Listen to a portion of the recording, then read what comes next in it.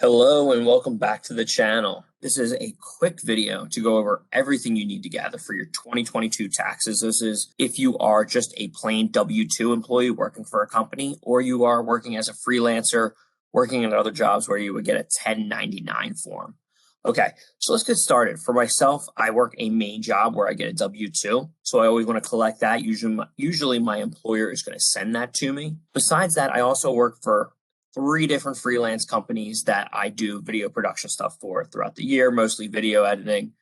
If any of those companies I don't make over $600, I usually am not putting that on my taxes. I'm not bringing that with me. But I'm collecting all 3 of those 1099 forms that they're going to send me. If they're not sending them to me, I'm reaching out by late January, early February to figure out where it's at. So I want to start gathering this stuff quickly. The quicker I get my taxes in, the quicker I get my money from the government. Okay, for my spouse, she has a main job. She will get a W-2. She also works at the YMCA doing a spitting instruction.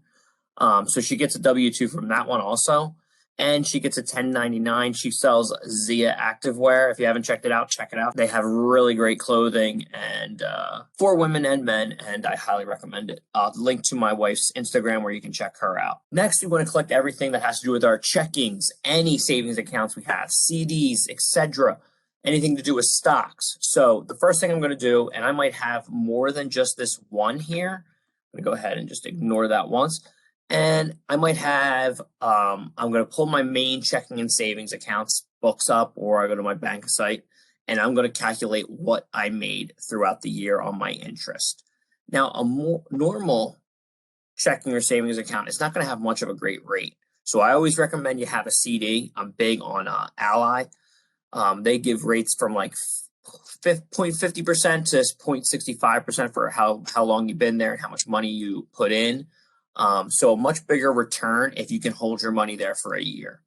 Highly recommend that. Stock interest and money earned, you usually get a report if you do stuff with stocks, trading, anything like that. I know it's been a down time right now, the last month or so. Hopefully it'll pick back up.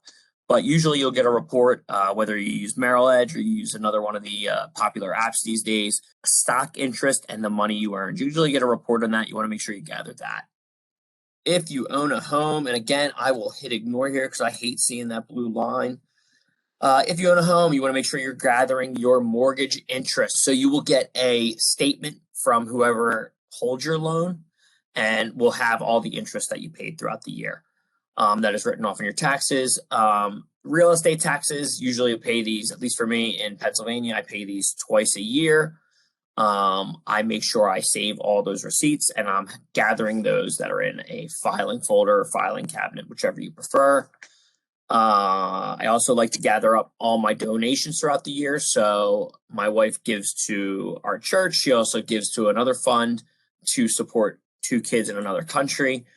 So we collect that money. I am a big supporter of Alex's Lemonade. If you don't know Alex's Lemonade, check it out. Check out the Alex Scott story. I'll actually link to the documentary I did for them for CBS on Alex.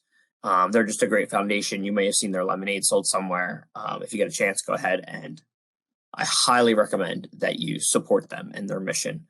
And Alex Scott. If you have kids, I have 2, a son and a daughter. So one goes to daycare still. So I want to gather all those receipts.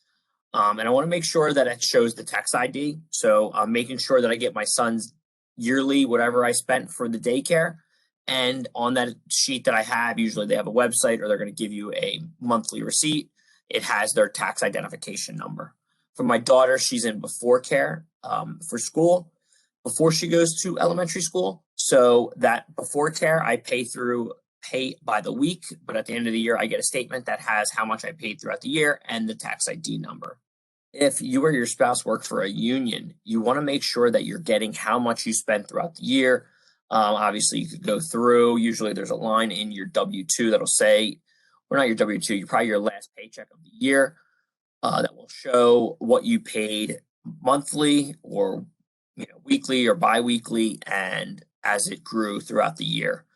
If it doesn't do that, you can go back to every paycheck and do it, or you could just ask your shop steward and they will probably give you an idea of what it is.